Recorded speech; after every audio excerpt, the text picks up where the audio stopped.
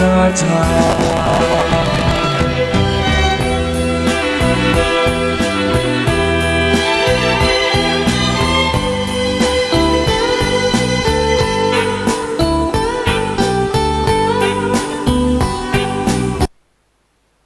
นะครับซึ่งเราก็ยังศึกษาในเรื่องของเกี่ยวกับเรื่องของอกุศลนะครับอกุศลนะครับเรียกว่าอกุศลสังคหะในอกุศลสังคหะก็จะมีอกุศลอยู่9หมวดด้วยกันนะครับ9หมวดตอนนี้เรากำลังศึกษาในหมวดที่1ที่ชื่อว่าอาสวะอาสวะก็จะมีอยู่4อย่างใช่ไหมครับมีกามาสวะกามาสวะก็คือได้แก่โลภะเจตสิกที่อยู่ในโลภะมูลจิต8นะครับประกอบอยู่ในโลภะมูลจิต8อันที่2ก็คือภาวาสวะภาวาสวะก็คือได้แก่โลภะเจตสิกที่ประกอบอยู่ในโลภะทิฏฐิคตะวิปยุตตจิต4อันนี้4นะครับแล้วก็ทิฏฐาสวะทิฏฐาสวะก็คือได้แก่ตัวทิฏฐิคือความเห็นผิดที่ประกอบอยู่ในโลภะทิฏฐิคตะสัมปยุตตจิต4ข้อที่5ข้อที่4นะครับก็คืออวิชชาสวะอวิชชาสวะก็คือได้แก่ตัวโมหะเจตสิกที่ประกอบอยู่ในอกุศลจิต12ดวงนะอันนี้ก็เป็นข้อธรรมของอาสวะนะครับเราก็ศึกษามาทั้งที่เหตุให้เกิดอาสวะแล้วก็การที่จะกำจัดอาสวะนะกรรมที่เราจะกำจัดอาสวะเราก็ศึกษาไปเมื่อครั้งหลายครั้งแล้วนะครับก็คืออาสวะเนี่ยเราจะกำจัดได้ด้วยการเห็นการเห็นเนี่ยเห็นอะไรเห็นสภาวะความเป็นจริงนะครับตามที่เขาเป็นนะครับตามที่เขาเป็นอย่างไรก็ให้เห็นอย่างนั้นอันนี้คือการกำจัดอาสวะในข้อที่1นะครับคือเราไม่ได้เห็นโดยความเป็นสมมุติเราเห็นโดยความเป็นปรมัตถ์นะครับหรือถ้าว่าโดยจริงๆก็คือเป็นทัศนะมรรคก็คือโสดาปัตติมรรคนั่นเองนะครับข้อที่2ที่จะกำจัดอาสวะก็คือการสังวรนะครับการสังวรก็คือการปิดกั้นนะครับปิดกั้นอะไรก็คือปิดกั้นอาสวะไม่ให้เข้ามาในใจของเรานะครับก็มีตั้งแต่ศีลสังวรอินทรีย์สังวรญาณสังวรสติสังวรนะครับวิริยะสังวรอะไรพวกนี้นะครับก็เป็นตัวที่ไปปิดกั้นอาสวะไม่ให้อาสวะนี้เข้ามาในใจของเรานะครับแล้วข้อที่3ที่จะกำจัดอาสวะนั่นก็คือด้วยการเสพเฉพาะด้วยการเสพเฉพาะเนี่ยท่านพระพุทธองค์ได้แสดงถึงการใช้สอยเครื่องบริขารทั้งหลายนะครับการใช้สอยปัจจัย4เช่นการฉันบิณฑบาตนะครับการนุ่งห่มนะครับจีวรนะครับอย่างพวกเราก็เสื้อผ้านะครับการฉันอาหารการแต่งตัวอะไรพวกนี้ในการอยู่ในที่ควรเหมาะสมเสนาสนะต่างๆที่เราใช้สอยต้องมีการพิจารณาพวกนี้ต้องมีการพิจารณานะครับไม่ว่าจะเป็นยานะครับเป็นยาที่เราจะใช้ในการบรรบัดโรคอะไรต่างๆนะครับก็ต้องมีการพิจารณาก่อนที่เราจะใช้เราจะฉันหรือเราจะทานเข้าไปเนี่ยเราต้องพิจารณาก่อนอันนี้ก็เป็นการที่ปิดกั้นอาสวะได้อีกทางหนึ่งนะ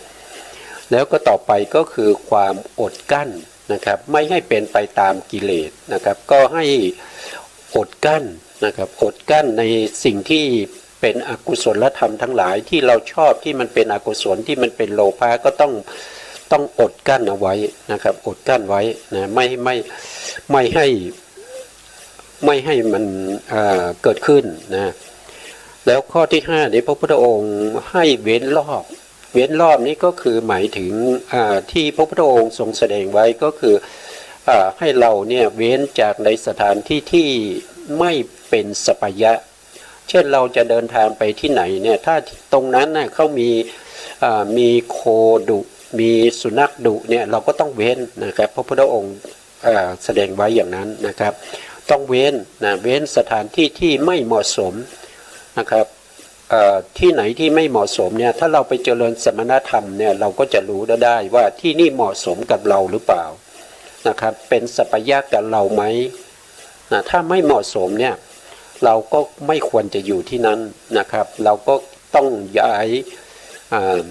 ไปที่อื่นนะครับที่เหมาะสม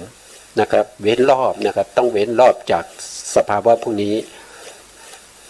นะครับ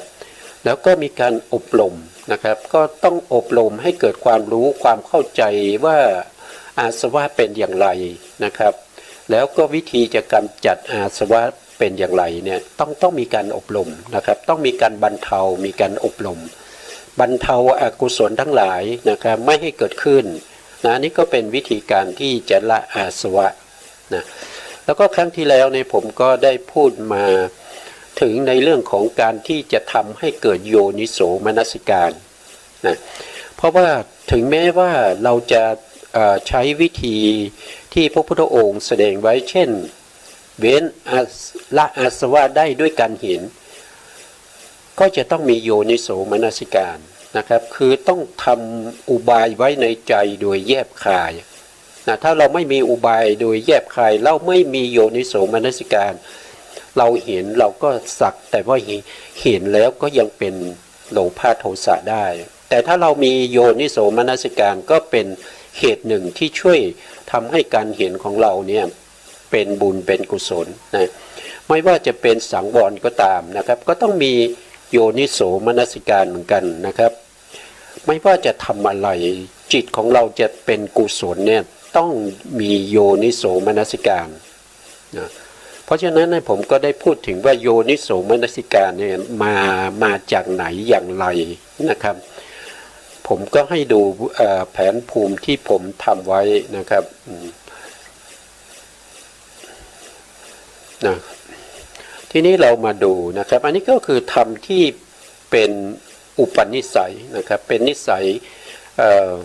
ให้ได้วิราคะวิราคะ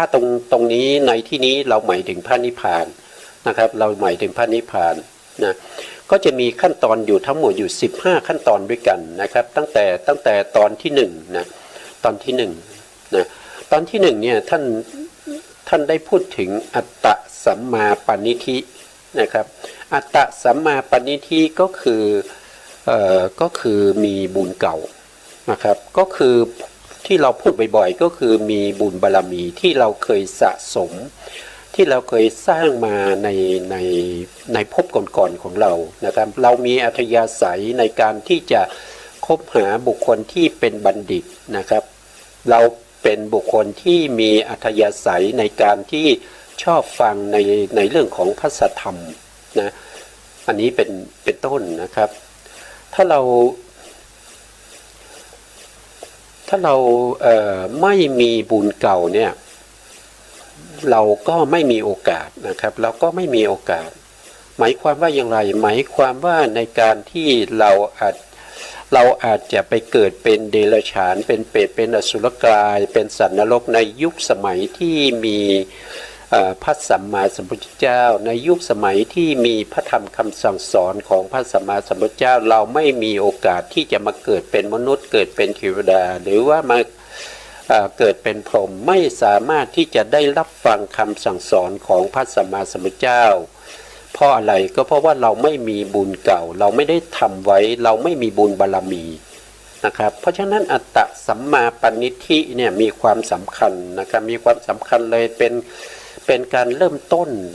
นะครับเป็นการเริ่มต้นเลยเป็นข้อที่1ในเรื่องของการที่เราจะดำเนินไปสู่พระนิพพานนะครับหรือเดินทางไปสู่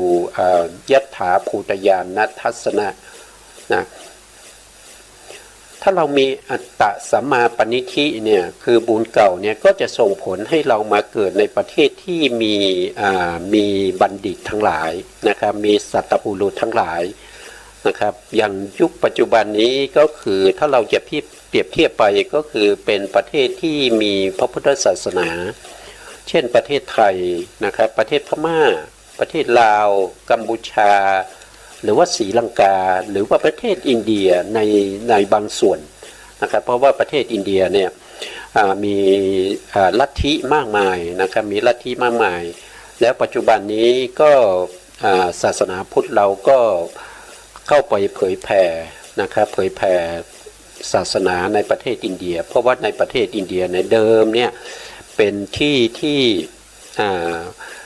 กำเนิดพระพุทธศาสนานะครับอยู่มานานจนถึงถ้าจำไม่ผิดก็พศประมาณ 1,700 นะครับ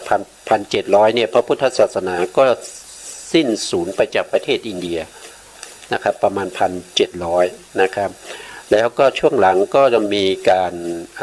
เผยแผ่พระพุทธศาสนาเข้าไปโดยเฉพาะลัทธิมหายานนะครับมหายานก็เป็นพุทธเหมือนกันนะครับแต่เป็นคนละลัทธิกับประเทศไทยประเทศพม่านะครับแล้วก็ประเทศศรีลังกาประเทศลาวประเทศกัมพูชาประเทศที่ผมเอ่ยมาพวกนี้เนี่ยจะเป็นประเทศที่ยึดถือพระไตรปิฎกที่ทำสังคายนาครั้งที่หนึ่งที่มีท่านพระมหากัสสปะนะครับเป็นผู้เป็นประธานในการทำสังคายนานะครับไม่มีการแก้ไขไม่มีการเพิ่มเติมไม่มีการลบออกนะครับเป็นอย่างไรก็ให้เป็นอย่างนั้นนะครับแล้วก็มีการสังคายนาต่อกันมาหลายครั้งนะครับจนถึงครั้งที่3เมื่อถ้าจำไม่ผิดนะครับครั้งที่3เนี่ยก็เป็นสมัยที่เป็นพระเจ้าอโศกมหาราชนะครับเป็นผู้เป็นประธานในฝ่ายฆราวาสในการทำสังคายนาแล้วก็ออกเผยแผ่พระพุทธศาสนาไปตามที่ต่างๆนะครับนะพอครั้งที่4นะถ้าจำไม่ผิดเนี่ยครั้งที่4เนี่ยก็จะมีนิกายต่างๆเกิดขึ้นนะครับในพระพุทธศาสนานะเพราะฉะนั้นถ้าเราไม่มีบุญเก่าเนี่ยเราก็จะไม่ได้มาเกิดในประเทศที่มีพระธรรมคำสั่งสอนของพระสัมมาสัมพุทธเจ้าพระธรรมคำสั่งสอนของพระสัมมาสัมพุทธเจ้าจะต้องเป็นของพระสัมมาสัมพุทธเจ้าด้วยไม่ใช่ว่าชื่อว่าพระพุทธศาสนาแต่เนื้อแท้จริงๆพระธรรมคำสั่งสอนนั้นถูกแก้ไขโดยนักกวีนะครับหรือว่าเป็นพวกนักปราชญ์ทั้งหลายนะครับมีการมาแก้ไขพระธรรมคำสั่งสอนของพระพุทธเจ้าแล้วก็มาบรรจุไว้ว่าเป็นคำสั่งสอนของพระพุทธเจ้าอย่างนี้เราไม่นับนะเราไม่เอานะเราเอาเฉพาะพระธรรมคำสั่งสอนที่เป็นของพระสัมมาสัมพุทธเจ้าแล้วก็อรรถกถาของพระไตรปิฎกนะครับอรรถกถาของพระไตรปิฎกก็คือหมายถึงว่าเป็นปกิณณกเทศนาของพระสัมมาสัมพุทธเจ้านะครับที่ได้มีการสังคายนามาตั้งแต่ครั้งที่1นะครับแล้วก็มีการในช่วงผมจำไม่ได้นะครับในช่วงไหนนะอรรถกถานี้ที่เป็นพระไตรปิฎกเนี่ยก็จะหายสาบสูญไปจากประเทศอินเดียนะครับเหลือแต่พระไตรปิฎกนะเหลือแต่พระไตรปิฎกอรรถกถาของพระไตรปิฎกนี้จะไม่มีนะครับพระพุทธโฆษาจารย์เนี่ยท่านเป็นพราหมณ์มาก่อนนะท่านเป็นผู้ที่มีความสามารถในการที่จะเรียนศาสนาพราหมณ์เนี่ยท่านก็เรียนมาจนจบไตรเพศทั้ง3คัมภีร์ของศาสนาพราหมณ์นะแล้วก็ท่านก็มารู้สึกว่า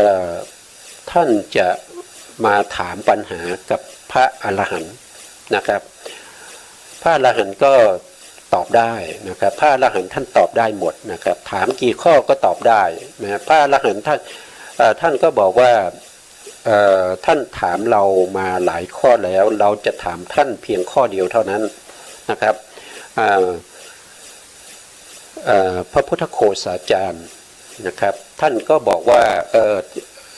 เชิญนิมนต์ถามได้นะท่านก็ถามว่าจิตกำลังเกิดไม่ใช่กำลังดับจิต จิตนั้นจะเกิดจะไม่ดับใช่ไหมนะครับ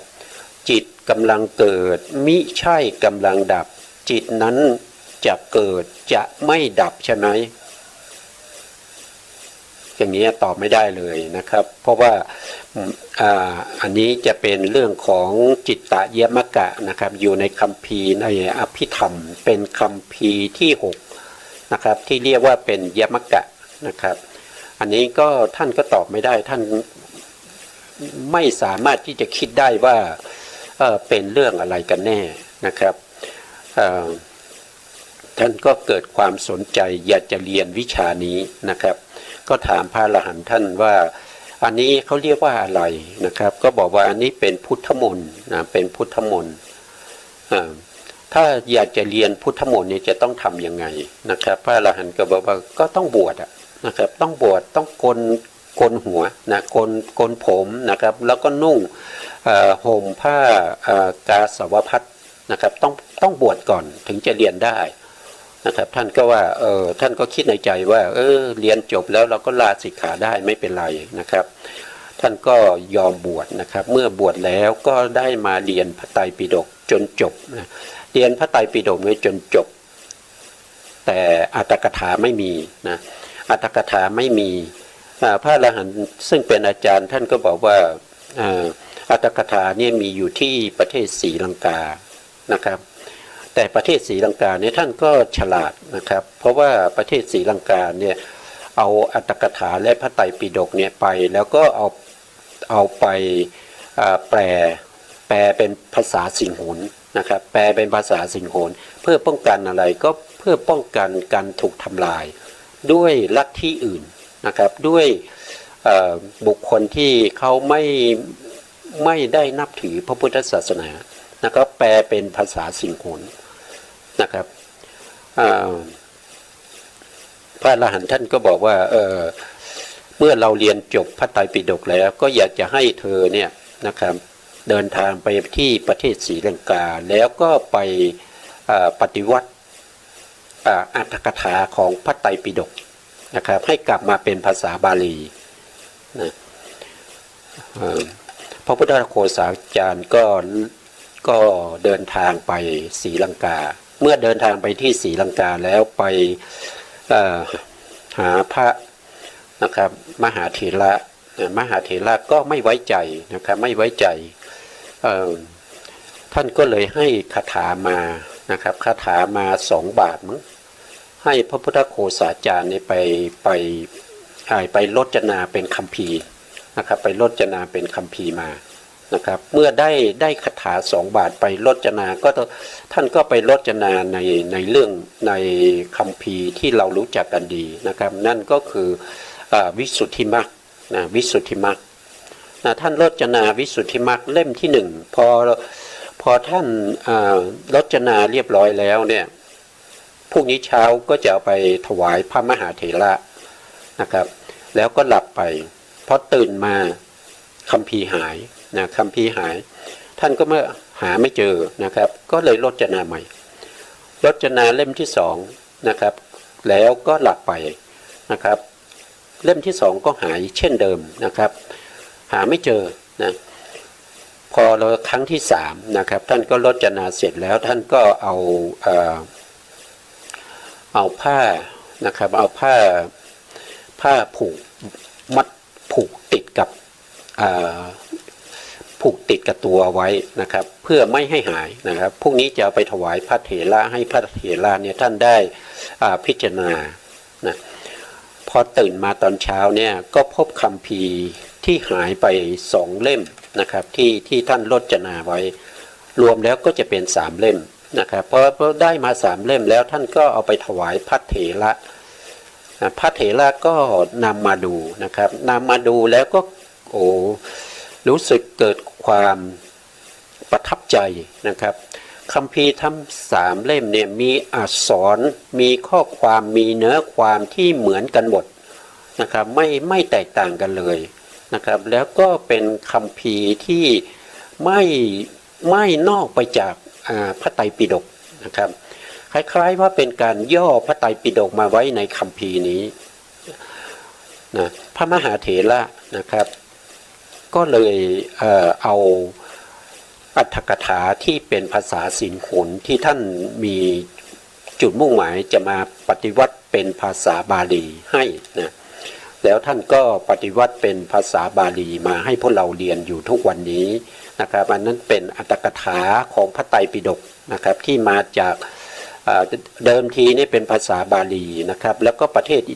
ศรีลังกาเนี่ยเขาเอาไปเข้าไปปฏิวัติให้เป็นภาษาสิงโหนเนื่องจากป้องกัน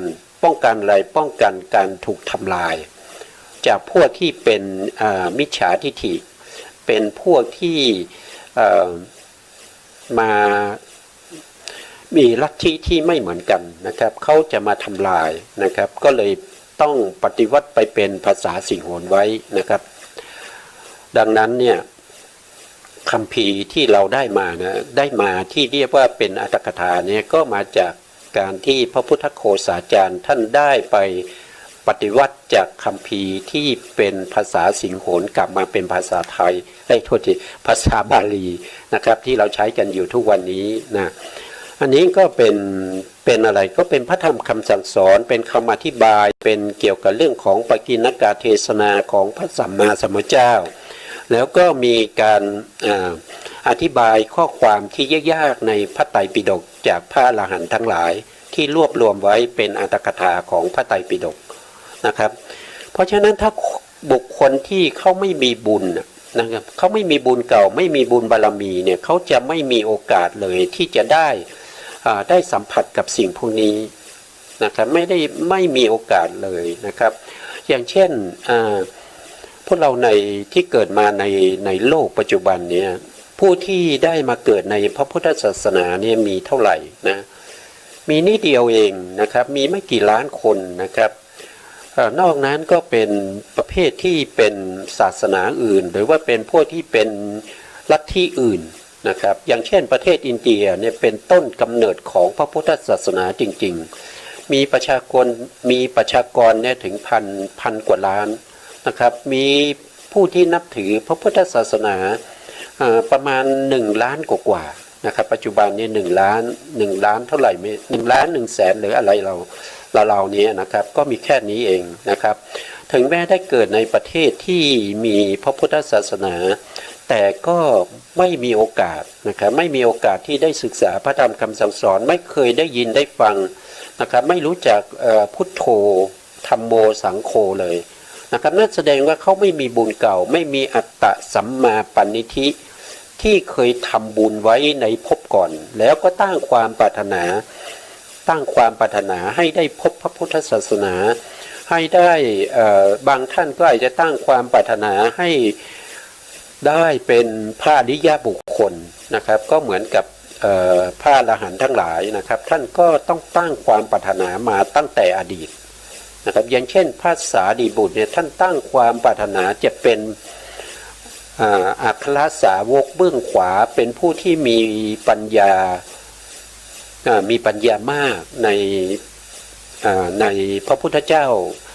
เป็นพระสาวกที่มีปัญญามากในพระพุทธเจ้าองค์ใดองค์หนึ่งท่านตั้งความปรารถนามาถึง1 อาสงไขยกับ100,000 มหากัปนะครับก็ยาวนานมากนะครับจนในที่สุดท่านก็ได้เป็นพระภิกษุที่เป็นอัครสาวกนะครับเป็นได้เอกทัคคะในเรื่องของเลิศกว่าภิกษุทั้งหลายในเรื่องของผู้มีปัญญามากนะพระโมคคัลลาก็เช่นเดียวกันได้ตั้งความปรารถนามาถึง1 อสงไขยกับ100,000 กัปนะพระมหากัสสปะนี้ก็ใช้เวลาตั้งความปรารถนามาถึง100,000 มหากัปพระนนท์ก็100,000 มหากัปนะพระอุบาลีก็100,000 มหากัปนะพวกนี้ไม่ใช่ว่าอยู่ๆแล้วก็มาได้เอกทัคคะในพระพุทธเจ้าโคตมะไม่ใช่อย่างนั้นนะครับผู้ที่ได้ทำบุญไว้ก่อนมีบุญบารมีได้ตั้งความปรารถนามาแต่ในภพก่อนๆนะครับท่านถึงจะได้รับ ได้ได้รับเอกทัคคะจากพระสัมมาสัมพุทธเจ้าซึ่งเป็นผู้ที่เลิศกว่าภิกษุทั้งหลายในด้านต่างๆอย่างนี้ก็คือมีบุญเก่านะครับมีบุญเก่านะครับอย่างพวกเราเนี่ยที่เกิดมาแล้วก็ได้มาพบกับพระพุทธศาสนานะครับแล้วก็ได้มาฟังธรรมของพระสัมมาสัมพุทธเจ้าอย่างนี้แสดงว่าเรามีบุญเก่าบุญเก่าของเรามีนำพาเรามาให้ได้ยินได้ฟังพระธรรมคำสั่งสอนของพระสัมมาสัมพุทธเจ้านะถ้าเราดูตรงนี้ตรงที่สไลด์นะครับผู้ที่มีบุญเก่าเนี่ยเมื่อทำบุญเก่าและตั้งความปรารถนาไว้เนี่ยก็จะมาเกิดในประเทศที่มีพระพุทธศาสนาเราเรียกว่าปฏิรูปประเทศวาโสหรือว่าในสิ่งแวดล้อมที่มีพวกที่เป็นบัณฑิตทั้งหลายมีกัลยาณมิตรทั้งหลาย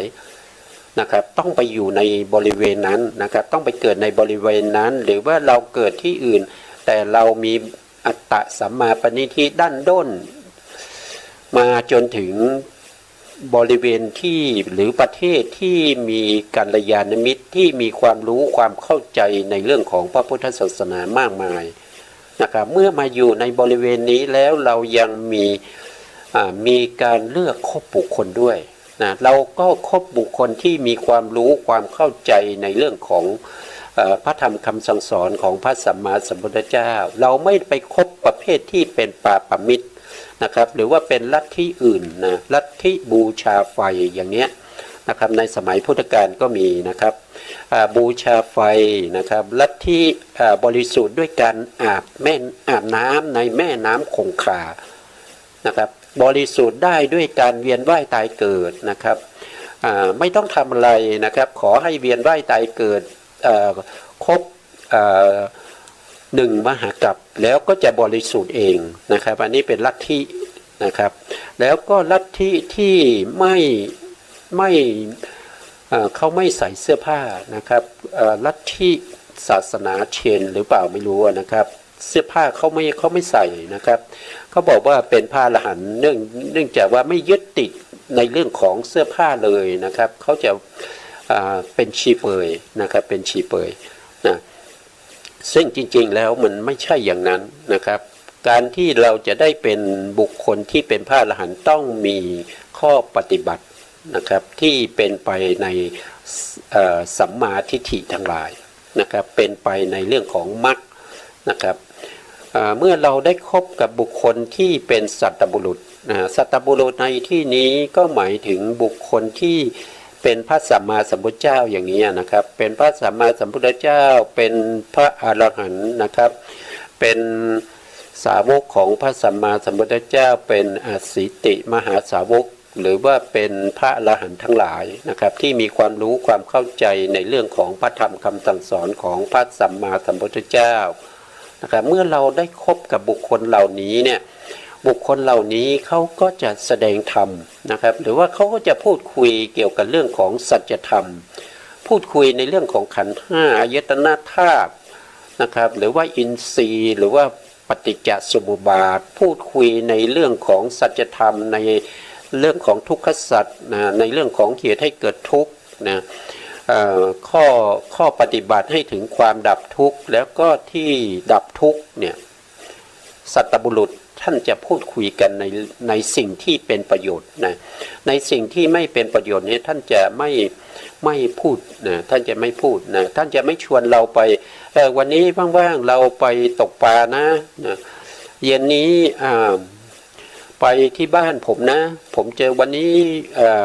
เป็นวันเกิดของผมจะเลี้ยงนะก็ไปดื่มสุรากันนะครับไปดื่มสุราไปเที่ยวกลางคืนกันอย่างเงี้ยนะครับ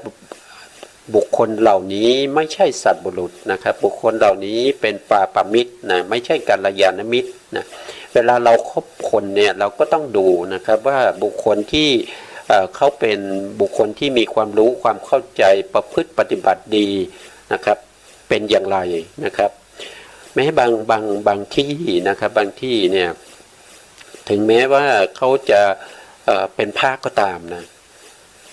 บางทีเขาจะไม่มีความรู้เขาจะไม่เข้าใจนะเขาจะไม่เข้าใจเขาบวช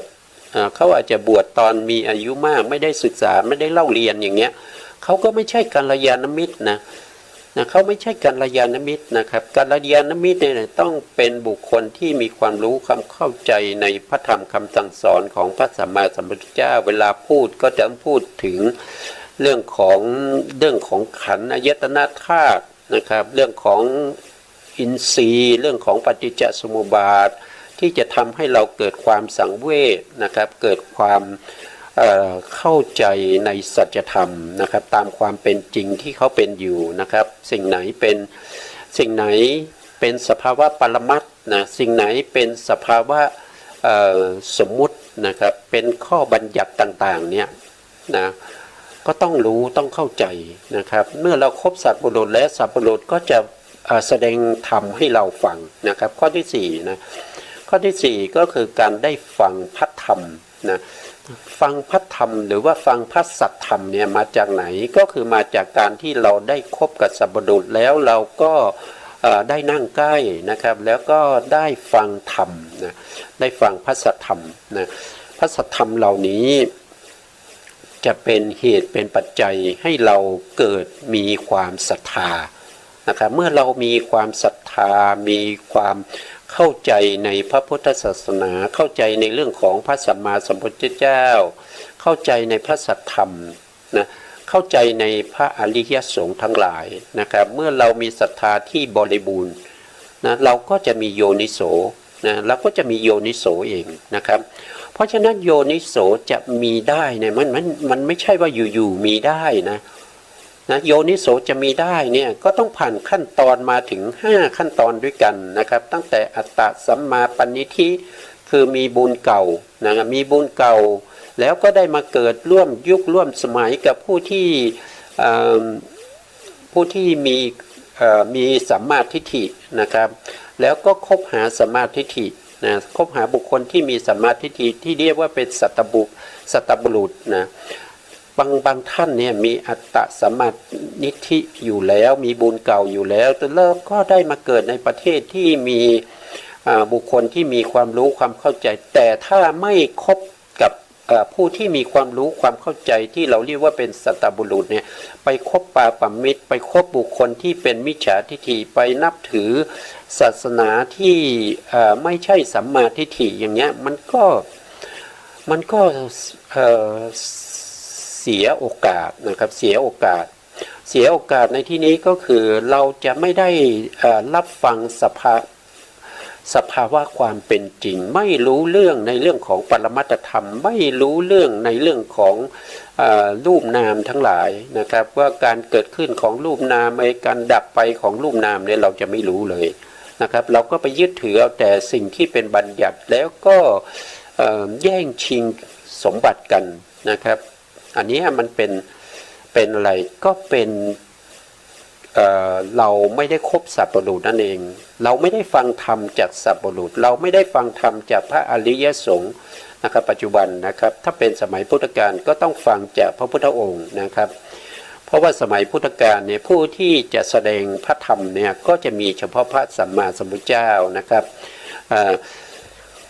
มีบางโอกาสนะครับที่พระสัมมาสัมพุทธเจ้าเนี่ยก็จะให้พระสารีบุตรแสดงธรรมหรือว่าให้ท่านโมคคัลลานะแสดงธรรมหรือว่าให้พระอานนท์แสดงธรรมนะครับเพราะว่าการแสดงธรรมในสมัยพุทธกาลเนี่ยมันไม่ได้เป็นหน้าที่ของสาวกทั้งหลายนะ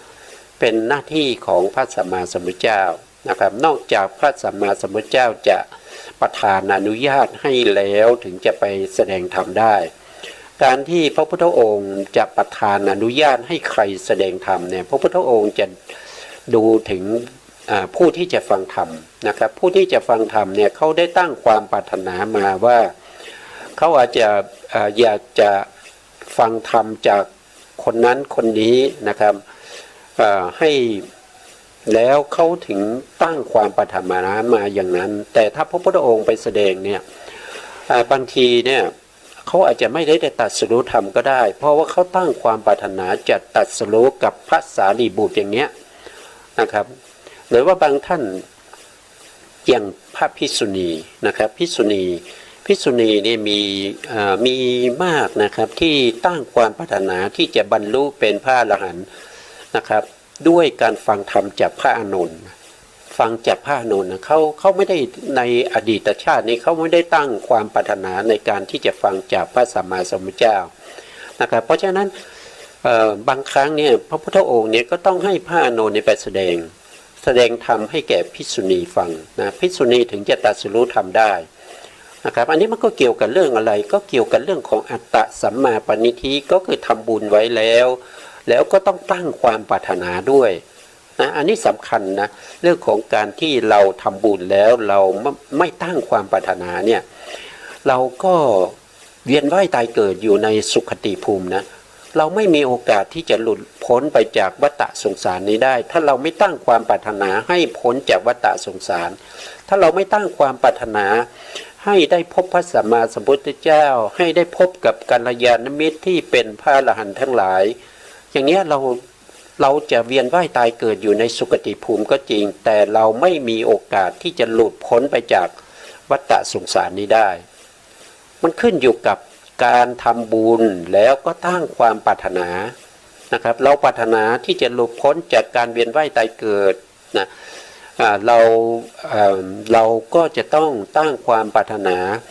ให้ได้ฟังธรรมจากพระสัมมาสัมพุทธเจ้าแล้วก็ให้ตรัสรู้ธรรมนะครับบางท่านก็ตั้งความปรารถนาเพื่อให้ได้ซึ่งเอกทัคคะนะครับที่เราพูดถึงอยู่ที่เป็นพระภิกษุสงฆ์ที่เป็นผู้เลิศกว่าภิกษุรูปอื่นนะครับในด้านของความมีศรัทธานะครับความมีศรัทธาเนี่ยถ้าเราศึกษาในเรื่องของพระไตรปิฎกเราก็จะเห็นว่าพระลัทธปาละนะครับท่านออกบวชด้วยศรัทธาแล้วก็ท่านก็ได้เอกทัคคะในเรื่องของศรัทธาด้วยนะครับ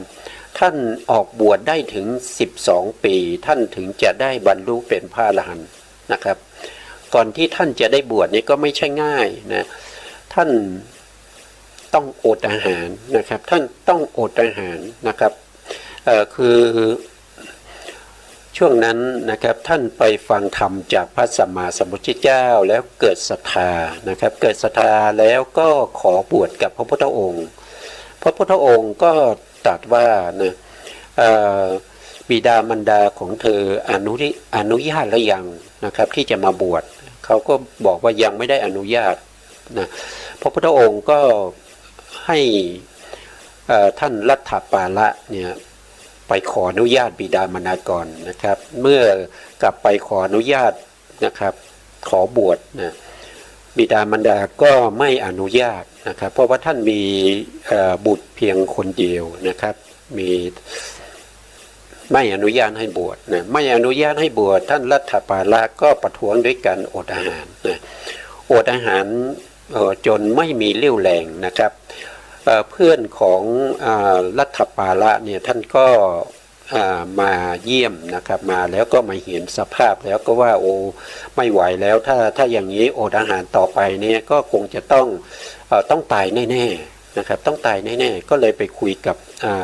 พ่อแม่ของลัทธปาละนะครับว่าถ้าอย่างนี้เนี่ยลูกชายท่านจะตายแน่นอนนะครับจะไม่ช้าก็เร็วเนี่ยจะต้องตายนะครับเพราะว่าอาหารก็ไม่ได้ทานนะครับเขาไม่ทานอาหารนะครับยินยอมให้เขาบวชเถอะนะครับเพราะว่าถ้าเขาบวชไปเนี่ยเรายังเห็นเขาอยู่นะครับเขาก็ยังเป็นพระภิกษุสงฆ์อยู่นะครับถ้ายังไงเขาอาจจะลาสิกขากลับมาอยู่บ้านก็ได้นะครับอนุญาตให้เขาบวชเถอะถ้าไม่อนุญาตให้เขาบวชเนี่ยเราจะไม่ได้เห็นเขาแล้วเพราะว่าเขาต้องตายแน่ๆนะครับบิดามารดาก็ไปคิดดูนะครับคิดไปคิดมาก็เลยยอมให้บวชนะพอลัทธปาละเนี่ยท่านก็ได้รับอนุญาตก็มาบวชนะครับพอมาบวชแล้วก็มาศึกษาพระธรรมคำสั่งสอนของพระสัมมาสัมพุทธเจ้าได้ประพฤติปฏิบัติในเรื่องของทั้งสมถะและวิปัสสนานะครับใช้เวลาอยู่12ปีนะครับท่านก็ได้สำเร็จเป็นพระอรหันต์นะครับท่านก็ได้เป็นพระอรหันต์นะอันนี้ท่านก็บวชด้วยความศรัทธา นะครับบวชด้วยความศรัทธาเพราะได้ยินได้ฟังพระธรรมคำสั่งสอนของพระสัมมาสัมพุทธเจ้าเพียงครั้งเดียวเท่านั้นนะครับก็ออกบวชนะก็ออกบวชนะนี่ก็เรื่องของความศรัทธานะครับความศรัทธาเนี่ยจะนำมาซึ่งโยนิโสมนสิการนะถ้าไม่มีศรัทธาเนี่ยโยนิโสมนสิการไม่เกิดศรัทธาจะมีได้เพราะอะไรศรัทธาจะมีได้เพราะได้ยินได้ฟังพระธรรมคำสั่งสอนของพระสัมมาสัมพุทธเจ้านะครับเมื่อได้ยินแล้วก็เก็บเป็นข้อมูลมาพิจารณามานึกคิดมาไต่ตองนะครับเมื่อนึกคิดไต่ตองตึกไปสาธยายไปเรื่อยๆเนี่ยก็เกิดศรัทธาที่มั่นคงศรัทธาที่บริบูรณ์ใช่ไหมครับเมื่อมีศรัทธาที่บริบูรณ์ก็มีโยนิโสมนสิการเวลาที่เราดำเนินชีวิตไปวันหนึ่งเมื่อไปพบกับเหตุการณ์ต่างๆในชีวิตประจำวันของเราเนี่ยเราก็มีโยนิโสมนสิการในการที่จะทำให้จิตของเราเนี่ยเป็นกุศลนะครับในขณะที่เราพูดคุยกับเพื่อนฝูงนะครับหรือว่าในขณะที่เราได้ยินเสียงเราได้เห็นใช่ไหมครับสิ่งสวยๆงามๆนะครับแทนที่จิตเราจะเป็นโลภะมีความยินดีพอใจนะครับแล้วก็เป็นโลภะอย่างนี้นะครับก็จะทำให้เราเนี่ยจิตเป็นอกุศลใช่ไหมเมื่อเรามีโยนิโสมนสิการเราก็นึกถึงคำสั่งสอนของพระพุทธองค์ได้ว่าการที่เราเห็นแล้วเกิดความยินดีมันเป็นโลภะมูลจิตโลภะมูลจิตนี้มันให้ผลเราทำเราเนี่ยได้รับความทุกข์เวลาที่เขาให้ผลในการนำเกิดเราก็จะต้องไปเกิดเป็นสัตว์ในอบายนะครับหรือว่าไปเกิดเป็นเป็ดเกิดเป็นเดรัจฉานอย่างเงี้ยนะครับถ้าเราสามารถที่จะนึกคิดอย่างนี้ได้เราก็เปลี่ยนจิตเปลี่ยนใจในการที่จะยินดีพอใจในสิ่งที่เราเห็นสิ่งที่เราเห็นนั้นมันเป็นแต่สภาวะมันไม่สามารถที่จะบังคับให้เราเนี่ยไปยินดีพอใจได้แต่การที่เราไปยินดีพอใจก็เพราะว่าจิตของเรานี่เองนะครับเมื่อจิตของเราได้รับการอบรมนะครับได้รับการศึกษาเล่าเรียนได้ยินได้ฟังพระสัทธรรมนะครับเกิดความศรัทธาที่มั่นคงต่อพระรัตนตรัยต่อพระพุทธเจ้าต่อพระธรรมต่อพระอริยสงฆ์อย่างเงี้ยนะเมื่อเราพบกับเหตุการณ์ที่ไม่ดีนะครับเผชิญหน้ากับเหตุการณ์ที่จะทำให้เราเนี่ยจิตใจเป็นอกุศลเนี่ยเราก็คิดไปในทางที่บวชในทางที่บวกนะครับไปในเรื่องของพระธรรมคำสั่งสอนของพระสัมมาสัมพุทธเจ้านะครับหรือว่าคิดถึงพระอริยสงฆ์นะครับที่ท่านบวชด้วยความศรัทธาท่านต้องอดอาหารถึง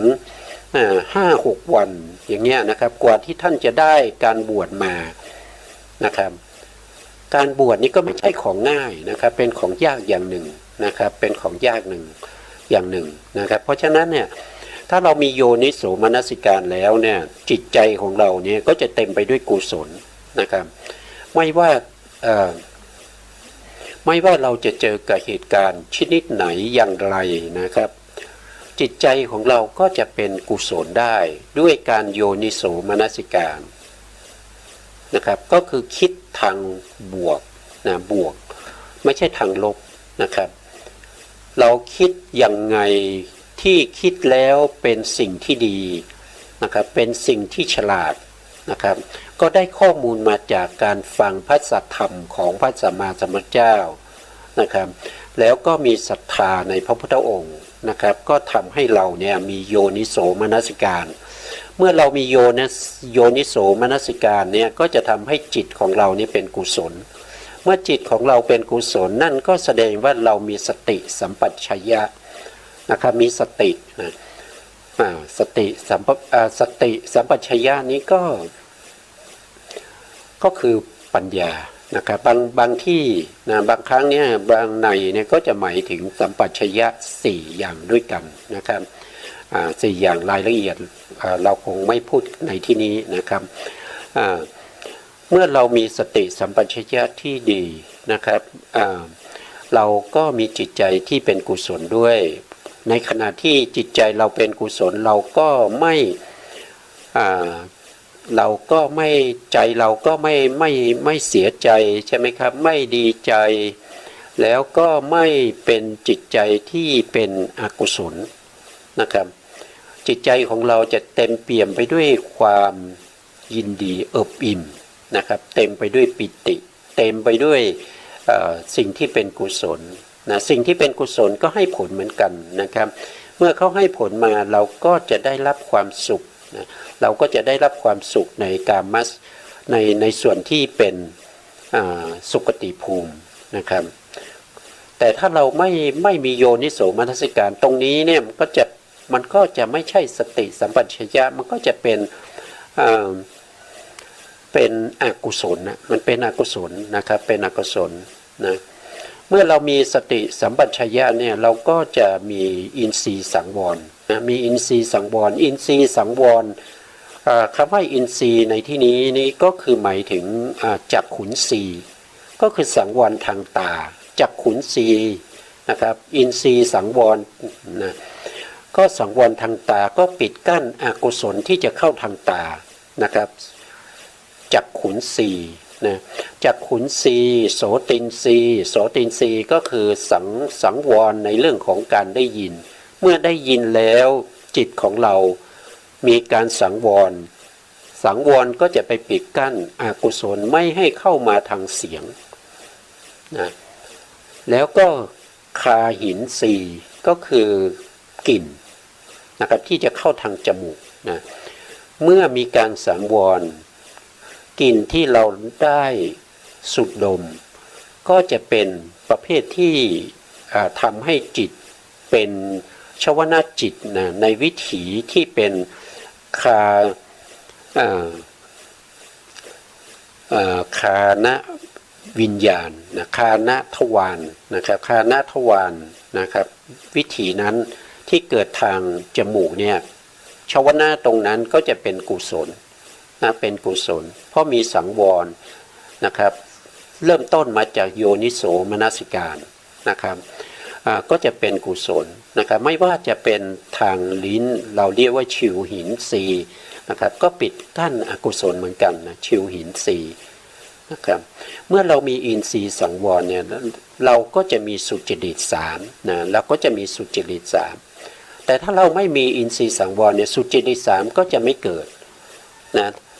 ถ้าเราเห็นแล้วมีความยินดีแล้วก็มีความพยายามที่จะเสาะแสวงหาสิ่งที่เราเห็นมายึดว่าเป็นของเราอันนั้นก็เราไม่เรียกว่าอินทรีย์สังวรแล้วก็ไม่เป็นสุจริตถ้าเป็นสุจริตสามเนี่ยก็จะมีกายสุจริตกายสุจริตก็จะมีสามใช่ไหมครับมีการเว้นจากการฆ่าสัตว์เว้นจากการลักทรัพย์เว้นจากการประพฤติผิดอย่างเงี้ยทางกายก็จะมีสามนะครับก็จะมีสุจริตสามทางกายนะครับแล้วก็วจีสุจริตสี่ก็จะไม่พูดปดไม่พูดสอดเสียดไม่พูดหยาบคายไม่พูดเพ้อเจ้อพูดแต่ในเรื่องของความเป็นความจริงนะครับความจริงสัจธรรมจริงๆนะครับแล้วก็พูดให้เกิดความสามัคคีนะครับเกิดความสามัคคีปองดองกันนะครับแล้วก็ไม่พูดในสิ่งที่ไร้สาระไม่มีแก่นสารนะครับไม่พูดในคำที่เวลาพูดไม่พูดในคำที่หยาบคายพูดแต่วจีที่อ่อนน้อมนะครับที่อ่อนน้อมที่เป็นวจีที่ทุกคนฟังแล้วก็สบายใจนะครับนะแต่ถ้าเป็นทางใจอีกสามนะครับเรียกว่ามโนกรรมนะมโนสุจริตนะมโนสุจริตก็จะมีหนึ่งก็คืออนาภิชาคือไม่เพ่งเล็งอยากได้ของคนอื่นมาเป็นของตนนะครับแล้วก็พยาบาทไม่ปองร้ายคนอื่นนะครับไม่คิดปองร้ายไม่สาปแช่งคนอื่นนะแล้วก็สัมมาทิฏฐินะครับก็คือมีความเห็นถูกต้องปรับปรุงจิตใจความรู้ความเข้าใจของเราให้เป็นสัมมาทิฏฐินะครับ ไม่มีความเห็นผิดอันนี้ก็คือสุจริตนะสุจริตสามนะเมื่อเรามีสุจริตสามแล้วเนี่ยเราก็จะต้องมีเราก็มีศีลที่ดีใช่ไหมครับเราก็มีศีลที่บริสุทธิ์นะมีศีลที่บริสุทธิ์เมื่อเรามีศีลที่บริสุทธิ์แล้วนะครับเราก็จะมีความสุขนะครับเราไม่เดือดร้อนใจนะครับถ้าใครที่มีศีลไม่บริสุทธิ์เนี่ยเขาจะเดือดร้อนใจนะครับถ้าเรามีศีลที่บริสุทธิ์เราก็ไม่เดือดร้อนใจนะครับเราก็จะมีปราโมทย์เราก็จะมีปิติแล้วก็มีสุขนะก็มีสุขนะครับก็มีสุขเมื่อมีสุขแล้วเนี่ยสุขนั้นเป็นเหตุใกล้ของสมาธิใช่ไหม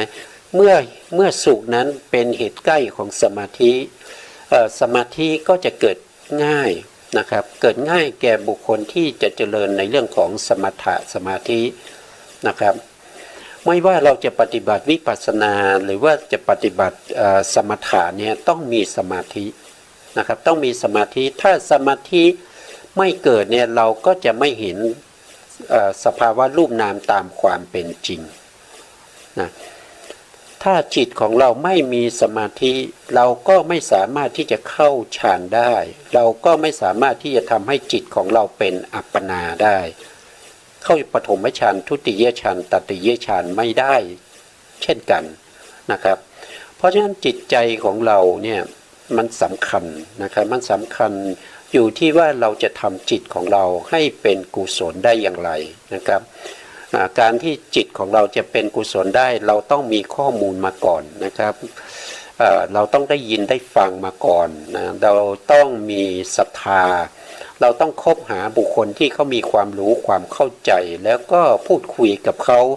ถามตอบปัญหากับเขานะครับคุกคีกับเขาให้มากๆนะครับเพื่อที่เขาจะได้แนะนำเราในเรื่องของสิ่งที่ส่งเสริมให้เรามีโยนิโสมนสิการถ้าเรามีโยนิโสมนสิการชวนะจิตนะครับก็จะเป็นกุศลนะก็จะเป็นกุศลแต่ถ้าเรามีอโยนิโสมนสิการชวนะจิตเราจะเป็นอกุศลเราจะเป็นอกุศลนะครับเพราะฉะนั้นมันก็จะไม่ดีนะครับนะเมื่อเรามีสมาธินะเรามีศีลใช่ไหมครับเรามีศีลเรามีความสุขเรามีสมาธิแล้วเนี่ยเราก็จะเห็นรูปนามตามความเป็นจริงได้อันนั้นเราจะเรียกว่าเป็นยัตถาภูตญาณทัศนะก็คือได้วิปัสสนาญาณที่หนึ่งนะครับเรียกว่านามรูปปริเฉทญาณนะครับหรือว่าปัจจยปริคหญาณญาณที่สองสัมมัสสนญาณญาณที่สามนะครับแล้วก็อุทยพยญาณนะครับแล้วก็พังคญาณ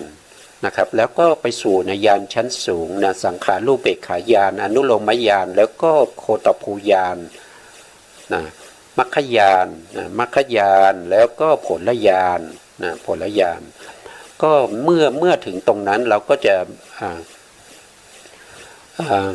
ก่อนที่เราจะถึงตรงนั้นนะครับเมื่อเรามีพังคญาณนะครับมีพยญาณเนี่ยเราเห็นความจริงของสภาวะของความเป็นรูปนามเนี่ยเราก็จะมีการเบื่อหน่ายในรูปนามเพราะรูปนามเนี่ยมันเป็นอสุภะมันเป็นอนิจจังมันเป็นทุกข์แล้วก็มันเป็นอนัตตานะครับเพราะนี้เราเบื่อหน่ายเมื่อเราเบื่อหน่ายจิตก็จะคลายกำหนัดเมื่อจิตคลายกำหนัดจิตก็จะหลุดพ้นเมื่อจิตหลุดพ้นก็จะเป็น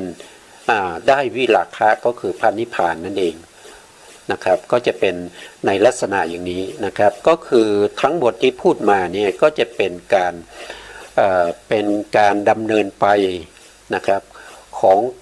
ชีวิตของเรานะครับตั้งแต่อดีตชาติก็คือบุญเก่านะครับแล้วก็มาในบุญแล้วก็มาในปัจจุบันชาติที่เราต้องคบหาสัตว์ปุรุษเราต้องมีโยนิโสมนสิการเราต้องมีสมาธิแล้วเราจะต้องได้ยถาภูตญาณได้เห็นพระนิพพานนะครับพวกนี้เป็นสิ่งที่เราจะต้องทำให้มีขึ้นนะครับไม่ใช่ว่าอยู่ๆมีขึ้นเองนะครับมันต้องทำให้มันมีขึ้นนั่นเองนะครับวันนี้เวลาหมดนะครับเพราะฉะนั้น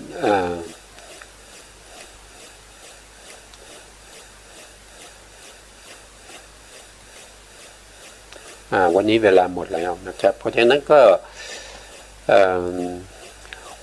ในโอกาสต่อไปเราก็จะมาพูดคุยกันใน